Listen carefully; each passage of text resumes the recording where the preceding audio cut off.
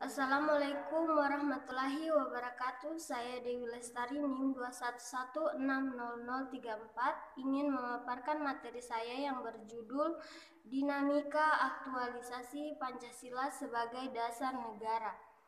Pengertian Pancasila. Yang pertama, secara etimologi, Pancasila berasal dari bahasa India, yaitu bahasa Sanskerta. Panca berarti 5, Shila dengan huruf I pendek berarti batu sendi, alas atau dasar. Yang kedua, secara historis. Istilah Pancasila pertama kali digunakan oleh masyarakat India yang beragama Buddha, dan Pancasila itu sendiri berarti 5 aturan atau 5 moral principles. Yang ketiga, secara terminologis. Dimulai sejak sidang BPUPKI tanggal 1 Juni 1945. Istilah Pancasila digunakan oleh Bung Karno untuk memberi nama pada 5 dasar atau 5 prinsip negara Indonesia merdeka. Pengaktualisasian Pancasila yang terkandung dalam esensi kelima sila. Yang pertama, ketuhanan adalah kesesuaian dengan hakikat dan sifat-sifat Tuhan. Yang kedua, kemanusiaan adalah kesesuaian dengan hakikat manusia. Yang ketiga, persatuan adalah kesesuaian dengan hakikat satu. Yang keempat, kerakyatan adalah kesesuaian dengan hakikat rakyat. Yang kelima, keadilan adalah kesesuaian dengan hakikat adil. Penghayatan Pancasila. Adapun menghayati Pancasila berarti kita telah memiliki pengetahuan tentang Pancasila dengan sebaik-baiknya, termasuk pembukaan UUD 1945. Masalah aktualisasi nilai-nilai dasar ideologi, hakikat pembaharuan Pancasila, dan perubahan kebaharuan. Sekian, wassalamualaikum warahmatullahi wabarakatuh. Assalamualaikum warahmatullahi wabarakatuh. Saya Irmawati, NIM 2116035. Di sini saya akan membawakan materi tentang dinamika pelaksanaan Undang-Undang 1945. Oke, langsung saja. Dinamika pelaksanaan Undang-Undang 1945 pada masa awal kemerdekaan. Pada awal masa Indonesia setelah memproklamasikan kemerdekaan mengalami berbagai macam gangguan, terutama dalam upaya untuk mempertahankan kemerdekaannya. Pada masa ini, kolonialisme Belanda berupaya untuk mengembalikan kekuasaannya di Indonesia dengan membonceng tentara sekutu. Selain itu juga telah terjadi berbagai macam pemberontakan yang bersumber pada pertentangan ideologi yang ingin merubah negara kesatuan Republik Indonesia dengan ideologi lainnya. Di antara lain pemberontakan PKI di medium tahun 1945. Setelah itu PRRI dan sebagainya.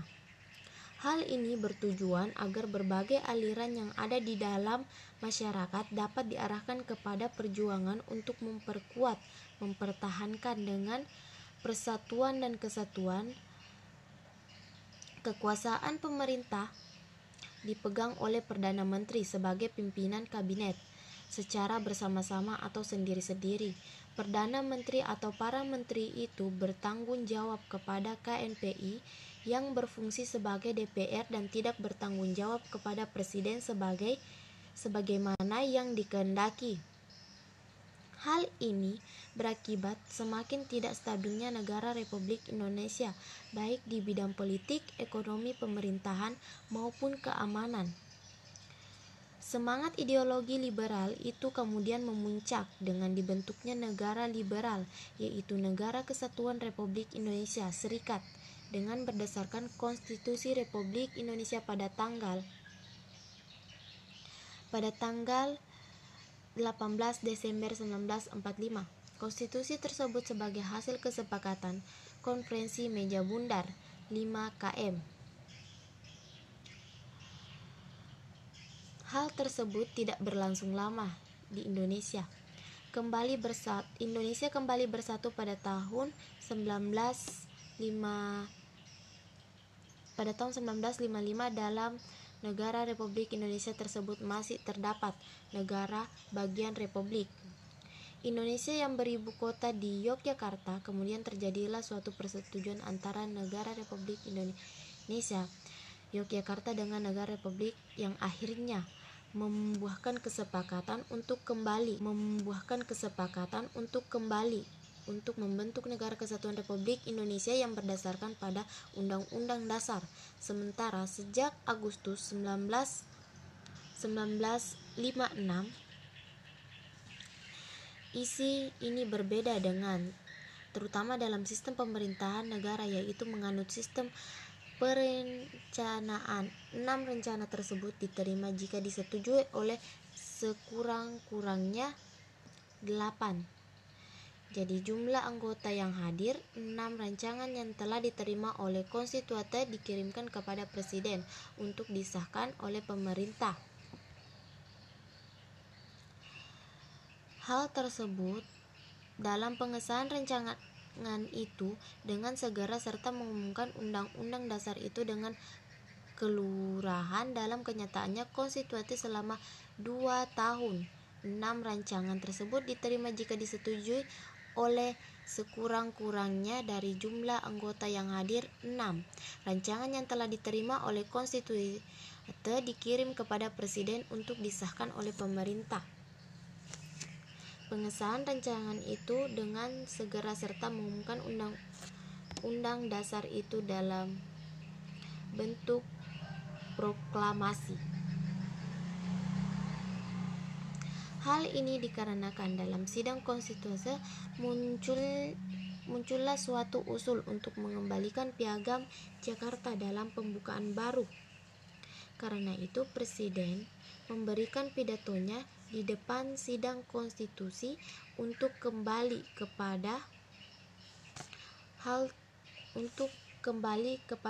yang pertama, agar memperkuat dengan satu alasan bahwa sidang konstitusi telah mengalami jalan buntu, terutama setelah lebih dari separuh anggota konstitusi menyatakan untuk tidak akan menghadiri sidang lagi. Atas dasar kenyataan tersebut, maka Presiden mengeluarkan suatu dekret yang didasarkan pada suatu hukum darurat negara. Hal ini mengingat keadaan ketatanegaraan yang membahayakan kesatuan, persatuan, keselamatan, serta kebutuhan bangsa dan negara Republik Indonesia. Dekret Presiden. Dekret Presiden menetapkan pembubaran konstitusi, menetapkan Undang-Undang Dasar berlaku lagi bagi segenap bangsa Indonesia, serta tumpah darah Indonesia terhitung mulai hari tanggal penetapan dekret ini dan tidak berlakunya lagi Undang-Undang Dasar.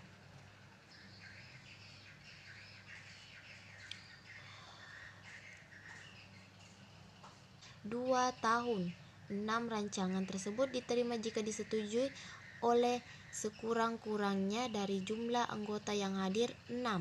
Rancangan yang telah diterima oleh konstitusi dikirim kepada presiden untuk disahkan oleh pemerintah. Pengesahan rancangan itu dengan segera serta mengumumkan Undang-Undang Dasar itu dalam bentuk proklamasi. Hal ini dikarenakan dalam sidang konstitusi muncullah suatu usul untuk mengembalikan Piagam Jakarta dalam pembukaan baru.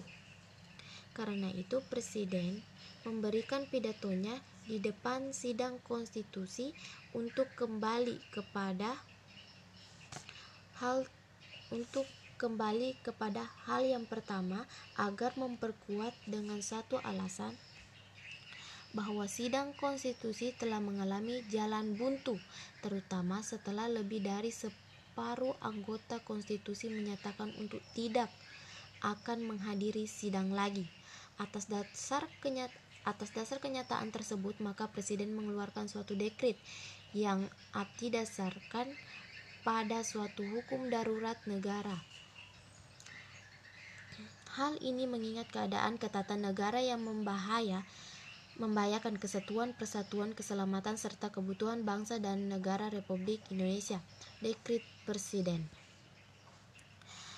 Dekret Presiden menetapkan pembubaran konstitusi, menetapkan Undang-Undang Dasar berlaku lagi bagi segenap bangsa Indonesia, serta tumpah darah Indonesia terhitung mulai hari tanggal penetapan dekret ini dan tidak berlakunya lagi Undang-Undang Dasar.